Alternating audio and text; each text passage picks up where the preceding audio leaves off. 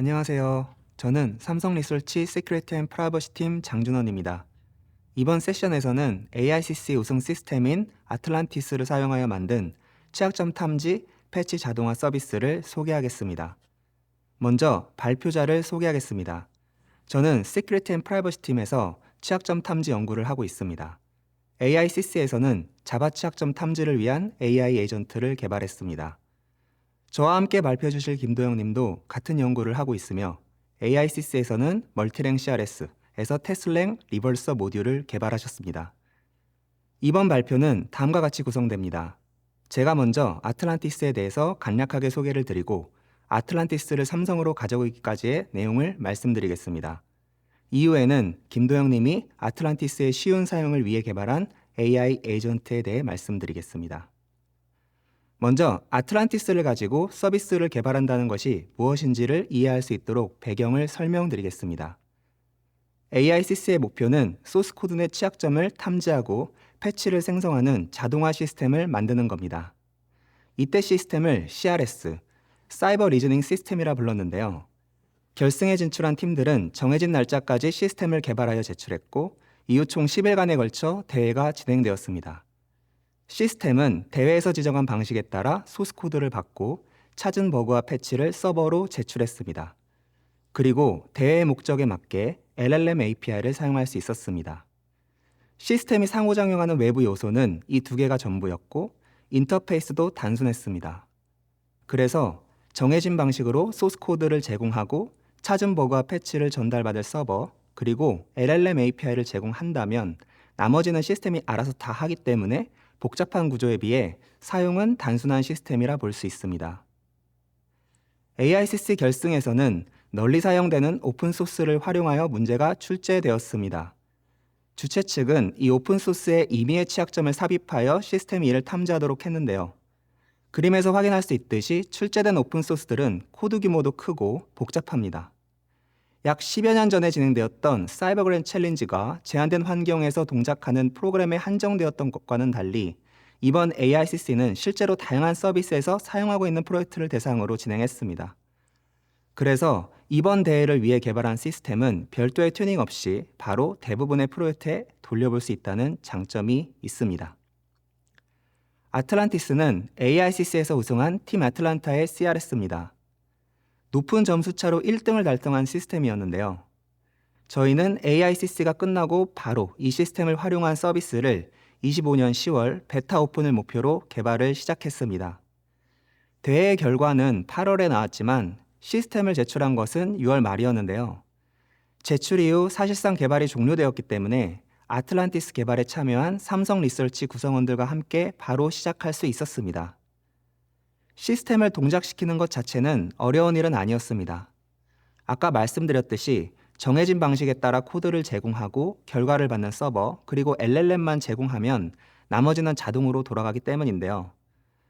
그리고 이미 CRS는 어떤 유형의 프로젝트에도 적용이 가능했기 때문에 실제 상품이나 서비스에 탑재되는 코드의 적용도 문제가 없을 것이라 기대할 수 있었습니다. 그리고 클라우드상에 쉽게 배포할 수 있도록 패키징하는 대회 요구사항이 있었는데요. 그 덕분에 간단한 명령어로도 배포가 가능한 상태였습니다. 하지만 이 시스템을 사용한 서비스를 하기 위해서는 크게 두 가지 문제가 있었습니다. 첫 번째는 스케줄링인데요. 회사 내에는 많은 프로젝트가 존재하기 때문에 이 모든 프로젝트를 동시에 돌리려면 엄청난 자원이 필요합니다. 심지어 아틀란티스는 거대하고 자원 사용량이 많은 시스템인데요. 그래서 현실적으로 동시에 돌릴 수 있는 프로젝트의 수를 제한할 필요가 있었습니다. 이런 환경에서 효율적인 운영을 하려면 단지 프로젝트에 순차적으로 적용해보는 것을 넘어 가장 효과가 좋을 것으로 예상되는 프로젝트를 선정하는 방식이 필요하다고 생각했고요. 프로젝트가 선택이 되면 얼마나 돌려야 하는지도 결정해야 합니다. 대회에서는 프로젝트당 12시간을 돌렸으나 서비스 차원에서는 자원을 효율적으로 사용하기 위해 덜 돌려야 할 수도 있고 반대로 취약점을 하나라도 더 찾기 위해 더 돌려야 할 수도 있습니다. 두 번째는 외부 LLM 서비스를 이용할 수 없다는 것입니다. 정보 유출 우려로 삼성 내부에서는 GPT, 제미나이, 클로드와 같이 대회에서 사용했던 LLM 서비스를 사용할 수 없는데요. 대회에서는 이런 고성능 모델에 대해서 최대 티어로 아낌없이 사용할 수 있었기 때문에 이를 대체할 수 있는 방법이 필요했습니다. 다음으로는 방금 말씀드린 문제를 해결하고 삼성 내에서 시스템을 동작시키기까지 준비한 것들에 대해서 소개를 드리겠습니다. 먼저 비활성화한 기능들에 대해서 말씀드릴까 합니다. 첫 번째는 로그 콜렉션입니다. 주체 측에서 시스템 동작을 시각적으로 보여주기 위해 시스템이 동작하면서 생성한 로그를 모아 특정 포맷으로 전달해달라고 요청한 기능인데요. 다만 이 로그를 통한 시각화가 직관적이지 않은 것으로 느껴졌고 서비스 범위도 아니라는 판단으로 제외하게 되었습니다. 다음으로는 사리프 검증 기능입니다.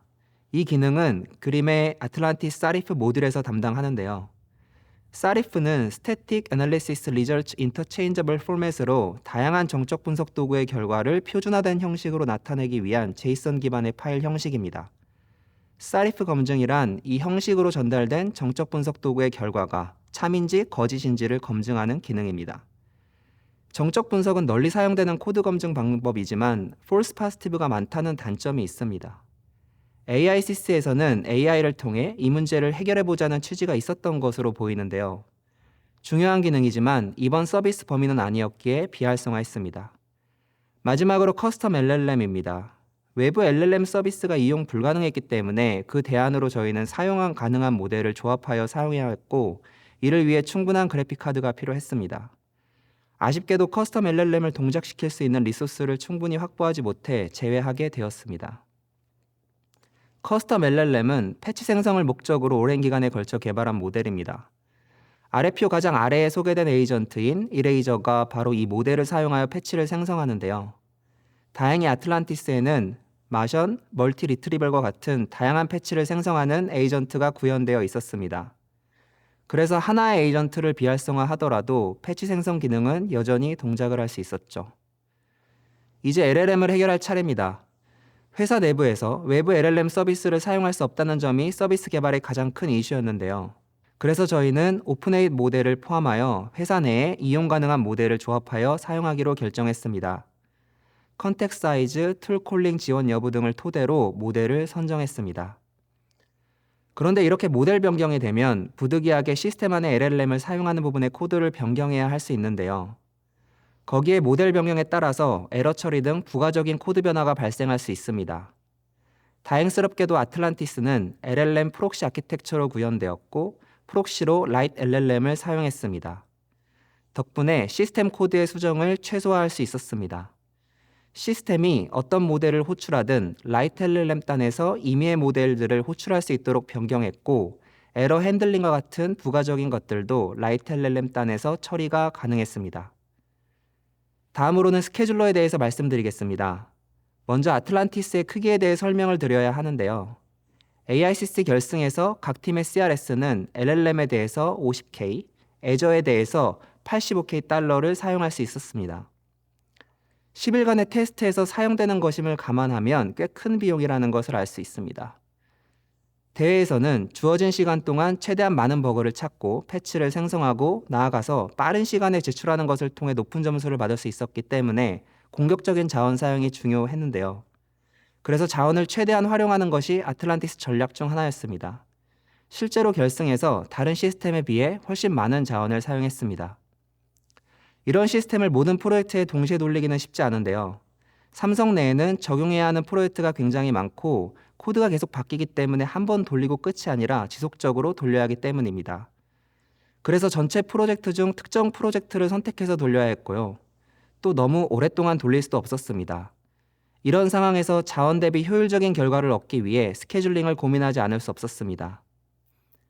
우선 어떤 프로젝트를 선정해야 하는지에 대한 문제에 대해서는 가장 덜 돌려본 프로젝트를 먼저 선택하는 휴리스틱을 사용하기로 했습니다. 하지만 자원을 효율적으로 사용하기 위해서는 효과가 좋은 프로젝트를 선정할 수 있는 기능이 필요하여 더 발전시킬 계획입니다.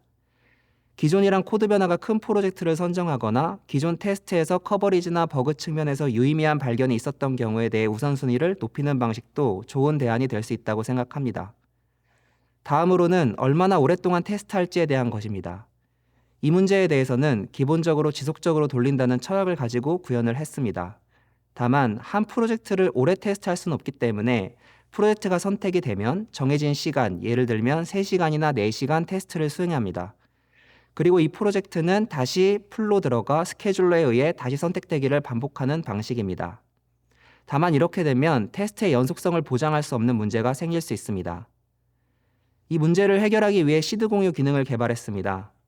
시드 공유란 특정 프로젝트에 대해 테스트가 종료될 때 생성된 입력들을 저장해두고 나중에 동일 프로젝트가 선택되면 저장한 입력을 시드로 활용하는 방식입니다.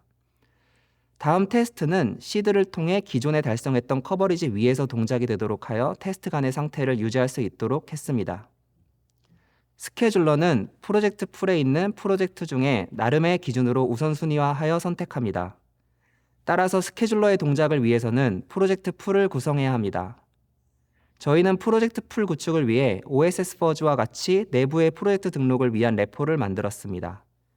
사용을 원하는 개발자는 동작에 필요한 파일들을 작성하여 플리캐스트를 생성합니다.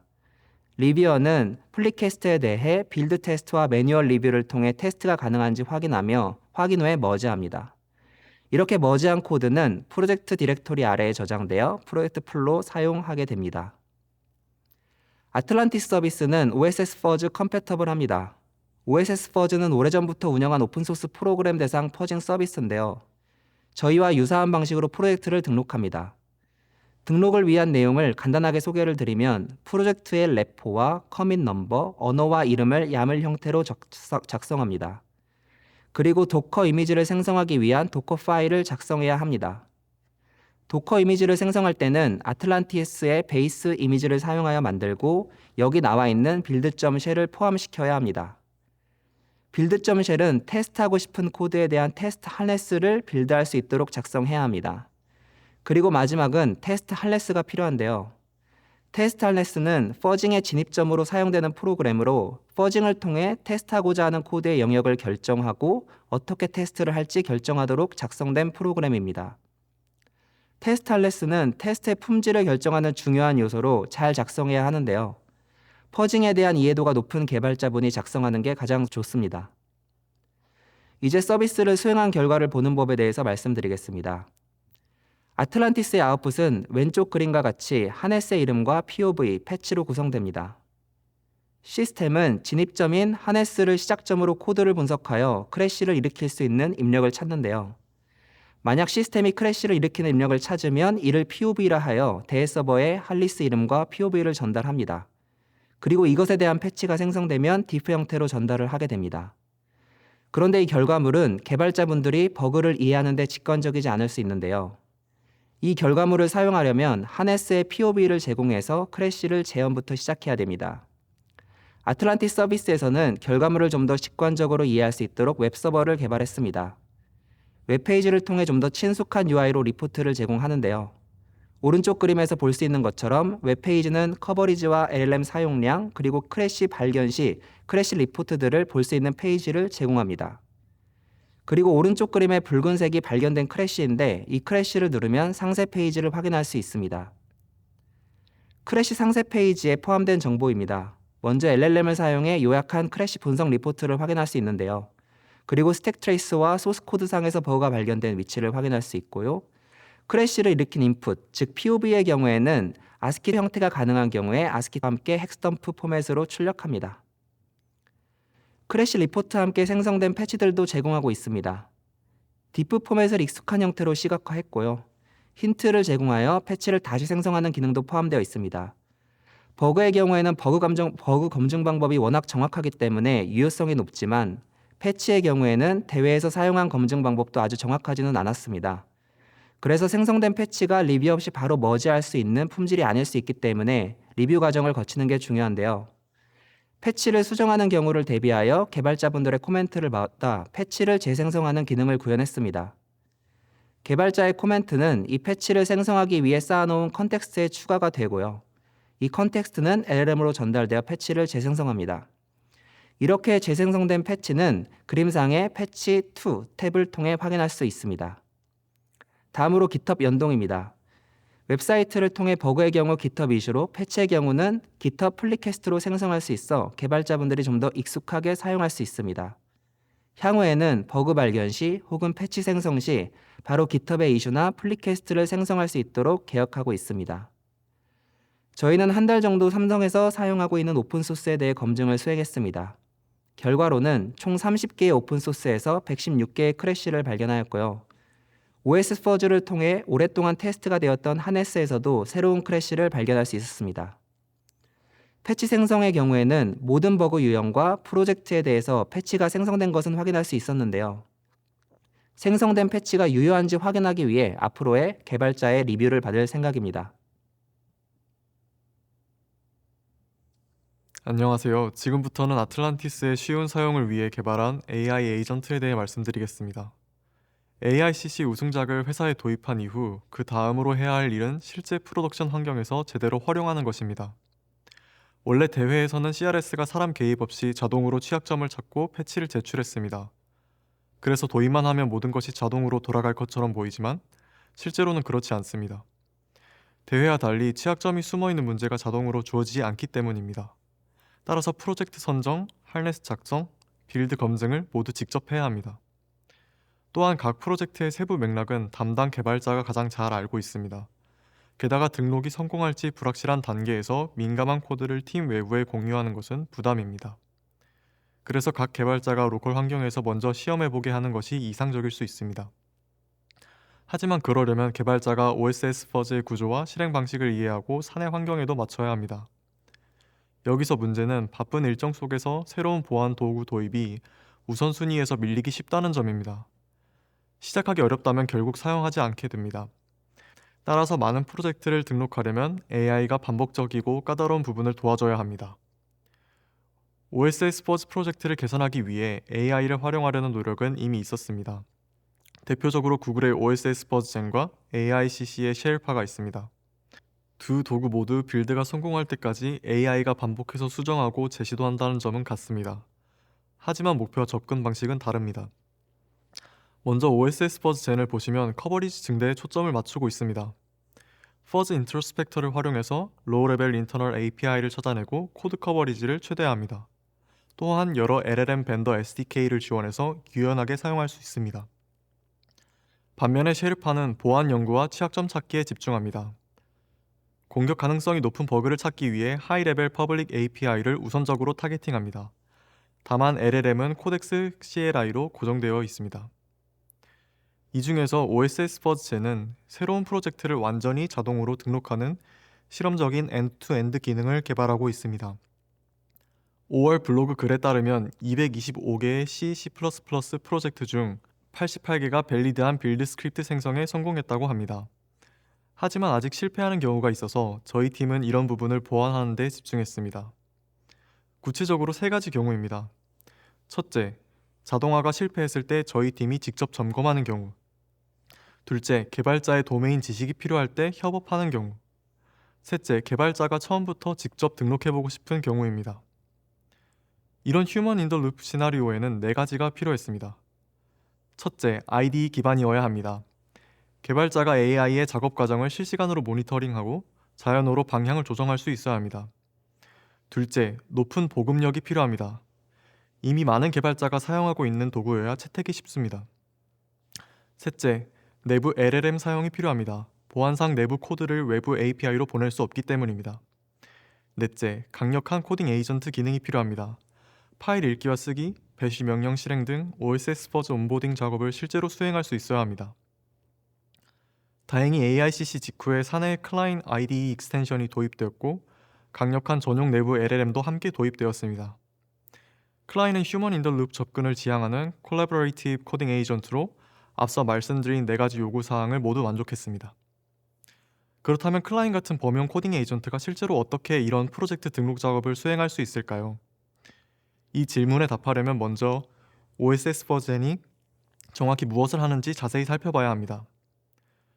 OSS 버전의 엔드-투-엔드 기능은 3가지 주요 단계로 구성됩니다.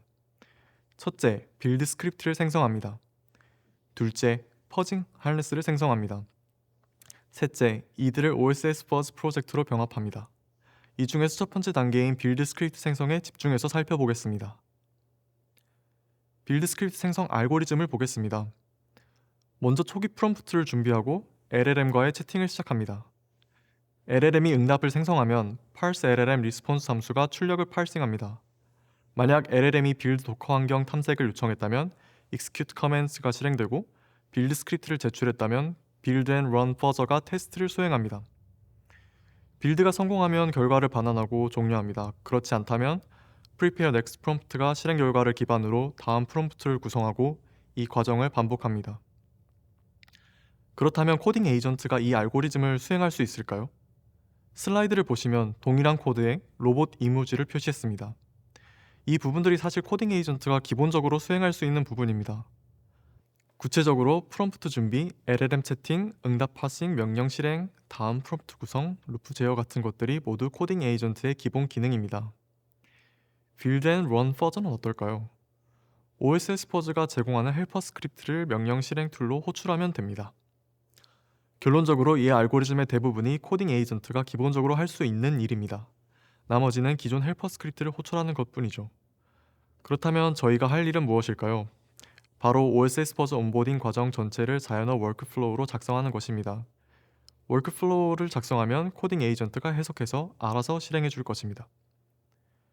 저희의 워크플로우를 구체적으로 설명드리겠습니다. 저희는 OSS 퍼즈 공식 문서를 참고하여 AICC 대회에서 생긴 차이점이나 추가된 기능에 초점을 두었습니다. 여기에 GitHub 연동 과정도 포함했는데 MCP 지원 덕분에 GitHub 엔터프라이즈 같은 사내 시스템과 쉽게 연동됩니다. 이 워크플로우는 3단계로 구성됩니다. 첫 번째는 프로젝트 등록 단계입니다. project.yaml을 생성하고 GitHub 이슈를 만듭니다. 두 번째는 파일 생성 단계입니다. 도커 파일 build.sh 기본 하르네스를 작성합니다. 세 번째는 빌드 단계입니다. 이미지와 퍼저를 빌드하고 검사합니다. 빌드가 실패하면 두 번째 단계로 돌아가서 수정한 후 재시도합니다.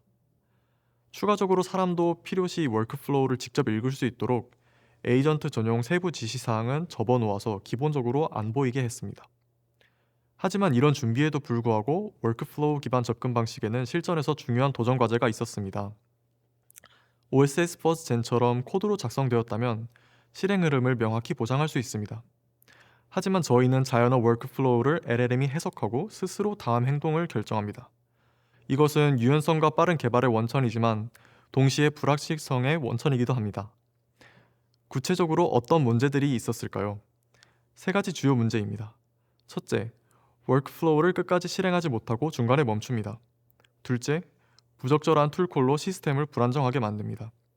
예를 들어 리드 파일 도구로 빌드 로그를 직접 읽어서 컨텍스트 오버플로우를 일으키거나 execute 커맨드 도구로 잘못된 커맨드를 반복 실행합니다. 셋째, 컨테이너와 호스트를 혼동합니다. 도커 내부 문제를 호스트 문제로 착각하는 것이죠. 핵심은 컨텍스트 매니지먼트입니다. AI 에이전트는 올바른 컨텍스트가 있을 때는 잘 작동합니다. 하지만 컨텍스트 용량 제한 때문에 자동 요약 이후 상세 내용이 사라지면 LLM이 잘못된 판단을 하기 시작합니다. 따라서 사후 대응이 아닌 사전 예방이 필요합니다. 이러한 문제들에 대해 다행히 클라이는 기본적으로 강력한 컨텍스트 매니지먼트 기능을 제공했습니다. 먼저 포커스 체인을 보시면 태스크 시작 시 자동으로 투두 리스트를 생성합니다. 이 투두 리스트를 주기적으로 컨텍스트에 재주입해서 긴 대화에서도 목표를 잃지 않게 합니다. 다음으로 오토 컴팩트는 컨텍스트 윈도우가 가득 차면 자동으로 종합적인 요약본을 생성합니다. 동시에 불필요한 히스토리는 압축해서 효율성을 높입니다. 중요한 점은 결정사항, 코드 변경사항, 상태는 모두 보존된다는 것입니다. 포커스 체인과 함께 사용하면 요약 이후에도 투두 리스트가 유지되어 진행 사항을 계속 추정할 수 있습니다. 이러한 자동 관리 기능들 덕분에 기본적으로 워크플로우가 안정적으로 실행되었습니다. 앞서 본 포커스 체인과 오토 컴팩트는 클라이언이 기본으로 제공하는 범용 컨텍스트 관리 기능입니다. 하지만 OSS 퍼즈 온보딩은 많은 양의 컨텍스트를 필요로 합니다. 포커스 체인은 현재 진행 상황을 추적하지만 과거 빌드에서 학습된 패턴까지 영구적으로 기억하지는 않습니다. 그래서 클라이언은 메모리 뱅크를 제공합니다. 컨텍스트를 자연어 마크다운 파일로 영구 저장하는 기능입니다. 저희는 다음 3가지 시점에 메모리 뱅크에 저장했습니다. OSS 퍼즈 문서와 프로젝트 문서를 읽었을 때, 프로젝트의 중요한 파일을 분석했을 때, 그리고 매번 빌드가 끝났을 때입니다. 이렇게 프로젝트 메타데이터, 빌드 히스토리, 학습된 패턴이 쌓입니다. 그래서 이전에 같은 에러를 겪었다면 검증된 해결책을 바로 제안할 수 있습니다. 여기서 중요한 점이 2가지가 있습니다. 첫째, 메모리 뱅크에 저장된 정보도 컨텍스트에 로드해야 에이전트가 사용할 수 있습니다. 둘째, 메모리 뱅크를 주제별로 잘 쪼개서 필요할 때 필요한 것만 로딩해야 합니다. 예를 들어 반복되는 빌드 에러 패턴은 전용 파일을 따로 만드는 식입니다. 이러한 가이드라인들로 많은 문제를 예방할 수 있었습니다. 하지만 LLM에게 판단을 맡기는 방식은 여전히 근본적인 한계가 있습니다. LLM이 지시를 따를지 말을지는 확률적이기 때문입니다. 초반에 문제를 바로잡지 않으면 컨텍스트 오염이 누적되어 워크플로우 전체가 실패합니다. 따라서 LLM의 행동을 사전에 조종할 수 있는 확정적인 방법이 필요합니다. 이에 대한 업계의 접근 방식을 보면 클로드 코드는 올해 6월에 훅 시스템을 도입했습니다. 특정 시점에 자동으로 실행되는 쉘 스크립트로 LLM 행동을 검증하고 올바른 실행 흐름을 보장하는 것입니다. 또한 클라인도 같은 방향으로 진화하고 있습니다. 올해 7월에 클로드 코드 스타일 훅을 지원하자는 제안이 올라왔고 현재 피처로 구현 중입니다. 따라서 저희는 자체적으로 커스텀 훅을 구현했고 이를 활용하여 LLM의 흐름을 적재적시에 바로 잡아주고 있습니다. 하지만 이 에이전트 훅 방식에도 여전히 한계가 있습니다. 이 훅은 LLM이 행동을 시도할 때 개입합니다. 저희 워크플로우는 반드시 빌드 이미지, 빌드 퍼저스, 체크 빌드를 순서대로 실행해야 합니다. 하지만 LLM이 필수 단계를 아예 건너뛴다면 어떻게 될까요? 훅이 작동할 기회조차 없습니다. 설령 에이전트 훅이 감지하더라도 이미 잘못된 변경이 만들어진 후일 수 있습니다. 그래서 마지막 안전장치는 git free commit 훅입니다. free commit 훅은 커밋 시도를 가로막고 무조건 검증합니다. 첫째, 파일 범위를 검사합니다. 여러 프로젝트 동시 수정이나 프로젝트 외부 파일 변경을 차단합니다. 둘째, 빌드 이미지, 빌드 퍼저스, 체크 빌드를 강제로 실행합니다. LLM이 이 단계를 건너뛰었더라도 커밋 전에 반드시 실행됩니다. 만약 검사를 통과하지 못하면 코딩 에이전트가 오류를 다시 수정하고 커밋을 재시도합니다. 로컬에서 빌드가 통과하면 PR을 엽니다. 원격 검증에서 CI는 동일한 검사를 다시 수행하고 하르네스 개수가 줄었는지 추가적으로 확인합니다. 모든 검사를 통과하면 자동으로 멀지됩니다. 하르네스 개수가 줄어든 경우에만 매뉴얼 리뷰를 요구해서 프로젝트 품질을 최종적으로 보호합니다. 지금까지 설명드린 내용을 3가지 핵심 메시지로 정리하겠습니다. 첫째, LLM과 에이전트 성능이 충분히 강력하다면 기존 시스템의 로직을 자연어 워크플로우로 표현하는 새로운 접근이 가능합니다. OSS 퍼즈젠의 알고리즘을 보면 대부분의 단계가 코딩 에이전트의 기본 툴로 수행이 가능했습니다. 필요한 것은 OSS 퍼즈 문서를 따라 워크플로우를 작성하는 것일 뿐이고 이 또한 LLM에게 맡길 수 있습니다. 둘째, 자연어 워크플로우는 빠른 개발과 규모 확장을 가능하게 합니다. 개발자가 로컬 IDE에서 자연어로 조정하면서 진행할 수 있어서 진입 장벽이 낮습니다. 그리고 워크플로우를 반복하면서 OSS 퍼즈에 익숙해지기 때문에 첫 프로젝트는 시간이 걸리지만 이후에는 점점 더 빠르게 등록할 수 있습니다. 또한 독립적으로 실행되기 때문에 보안팀 병목 없이 여러 프로젝트를 동시에 온보딩할 수 있습니다. 셋째, 하지만 여전히 안정성을 위한 안전장치가 필요합니다.